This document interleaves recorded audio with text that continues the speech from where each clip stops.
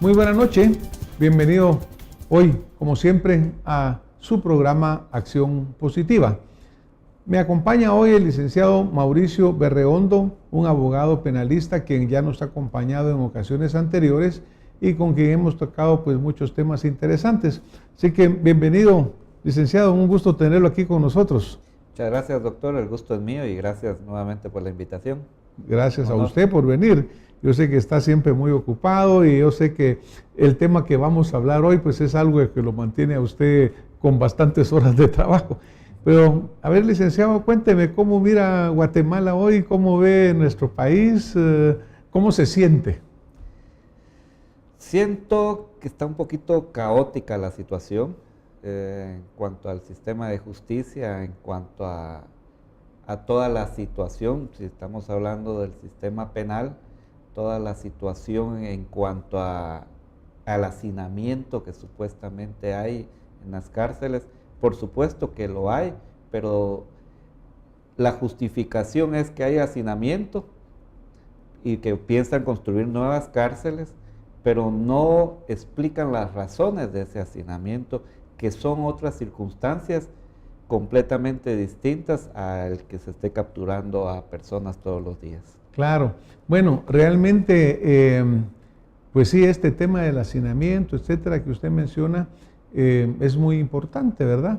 Pero en general, pues Guatemala es un país violento, un país que vemos que sigue desesperado ante el crimen, como que siempre observamos esta disyuntiva que tenemos como ciudadanos de decir, bueno, que a todos los metan presos, ¿verdad? Y por otro lado decimos, pero ¿y qué hace tanto preso ahí? Y a lo que van a hacer es aprender es una academia del crimen, por otro lado, ¿verdad, licenciado? Entonces, sí consideramos muy interesante poder platicar con usted sobre, por ejemplo, la gran pregunta que uno podría decir, ¿están todos los que están hoy en las cárceles, deberían de estar ahí?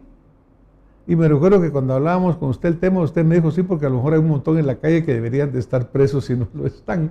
Es decir, ahí caemos en esta controversia, ¿va, licenciado? Pero tal vez entonces siguiendo la ruta de lo que usted mencionaba del hacinamiento, de la sobrecarga, del sobrecosto que esto representa, y lo que yo le preguntaba, mire, ¿y será que todos los que están ahí tienen que estar? Le cuento que hace poco tuvimos acá invitados a unos colegas médicos del Salvador, con quien estuvimos hablando sobre el VIH, SIDA y pues obviamente lo que sucede en la población carcelaria. Y resultaba que una de las grandes causas de que esto pues se disemine, cueste controlarlo, etcétera, es exactamente porque hay demasiados presos ahí, una tremenda promiscuidad y el eterno problema de que hay falta de recursos. Licenciado, si yo le dijera a usted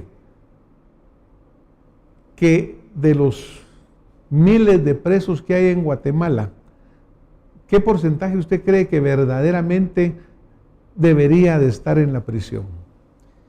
Bueno, es una pregunta bien objetiva. Por supuesto, si uno quiere dar una respuesta clara, hay que considerar primero realmente cuántos están detenidos, cuántos están cumpliendo una pena. Si vamos a la versión del gobierno, dice que son 16,000 y tantos. Si vamos a la versión del director del sistema penitenciario, da otra cantidad. Y si vamos a algunas organizaciones sociales que se dedican a observar ese tipo de circunstancias, es completamente distinto. La Procuraduría de los Derechos Humanos hace poco presentó un informe a las Naciones Unidas donde se detalla claramente que no se sabe cuántos están detenidos. La media son 17,000 personas actualmente porque no existe un control adecuado en el sistema penitenciario que conforme la ley debe tener un sistema informático donde estén todos y cada uno de los detenidos. Hay muchos detenidos, algunos que están pendientes de juicio, otros que no se han presentado ante un juez, pero que no están en ese sistema, por lo tanto eso no es real. Si hablamos concretamente, ¿cuántos hay detenidos que deberían de estar afuera por otras circunstancias, por muchas circunstancias, estamos hablando de casi 2.500 personas. Claro, obviamente, pues yo recalcando, ¿verdad, licenciado? Que no es que uno diga que ellos están exentos de culpa, sino que tal vez el tipo de delito que ellos tienen pudiera manejarse fuera de la cárcel sin tener que incrementar la población carcelaria, ¿verdad? Es decir, a través de medidas sustitutivas, a través, en fin, de diferentes formas, porque aquí lo que preocupa es que prácticamente por cualquier delito, por cualquier cuestión, la persona va a parar a la cárcel.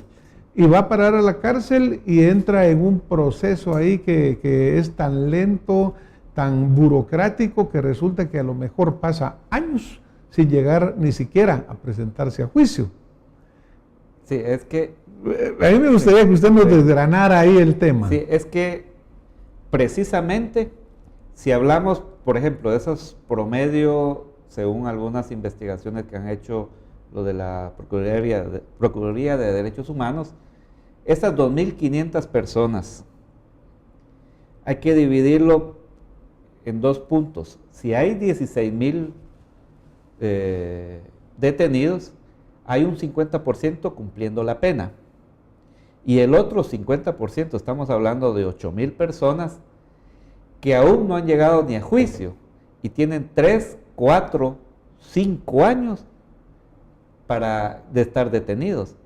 Si tomamos esas personas que no han ido ni a juicio, y hay ocasiones en que les dan en debate y ya en sentencia 4 años de cárcel y todavía conmutables, significa que ellos ya cumplieron su pena, pero aún así pasaron 5 años detenidos. Hay de esos 8.000, que ahí es donde va la esencia, de los 8.000 que están detenidos cumpliendo una pena, 2.500 ya cumplieron su pena o ya pueden salir. Ya podrían salir, ya cumplieron, pero hay una deficiencia grandísima en el sistema. ¿A qué significa esto?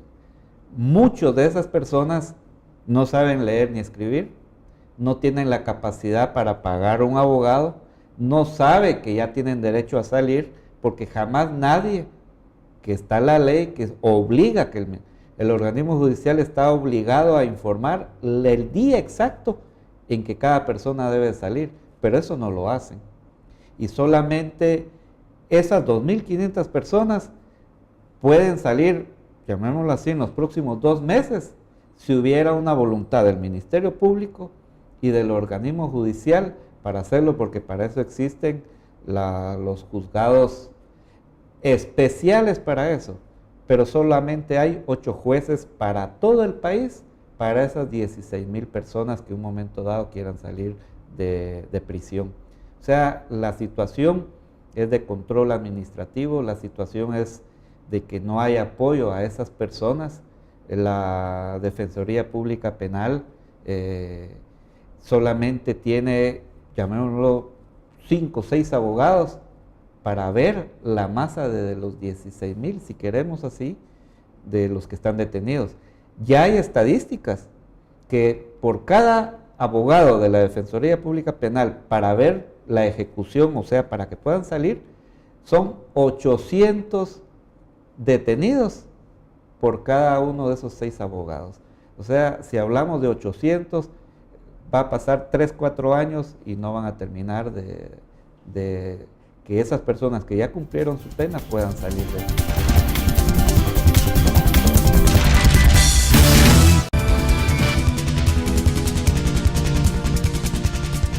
Son 800 detenidos por cada uno de esos 6 abogados. O sea, si hablamos de 800, va a pasar 3, 4 años y no van a terminar de que esas personas que ya cumplieron su pena puedan salir del sistema. O sea que estamos viendo, por un lado, en el ingreso, ¿verdad? Gentes que pasan 4 o 3 años y que no llegan a juicio, pero obviamente están dentro de ello. Y por el otro lado estamos viendo aquellos que usted señala, ya cumplieron, pero igual permanecen 1 o 2 años más o más, porque no hay nadie que verdaderamente les agilice o ellos sepan. Solo ahí estamos hablando de una tremenda cantidad de de personas que están privadas de su libertad, que obviamente van a tener ese problema. Ahora, por ejemplo, licenciado, dentro del delito, obviamente hay diferentes grados, hay diferentes tipos de delitos, delitos no violentos, delitos violentos, pero acá desafortunadamente pareciera que todos van a las mismas instalaciones. Sí, se supone que el sistema penitenciario está dividido en áreas donde se debe cumplir la pena, áreas que están pendientes de un proceso, llamémoslo, ya para debate, y otros que solamente son faltas. El problema es de que hay en todos lados. No hay algo bien definido.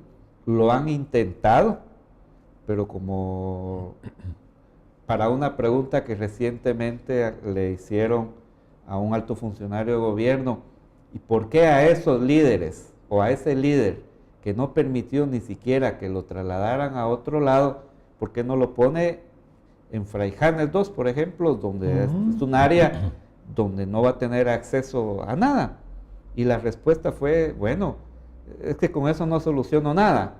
Entonces, esa pasividad provoca que en un momento dado el sistema siga como está.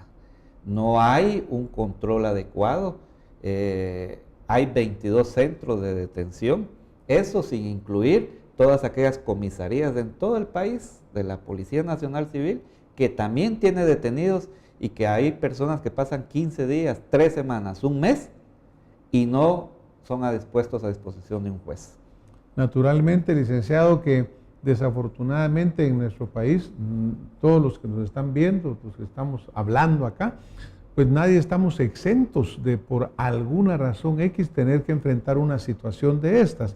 Entonces, cuando una persona por un delito menor o por una cosa accidental termina en uno de estos centros, pues obviamente es un infierno el que tiene por delante.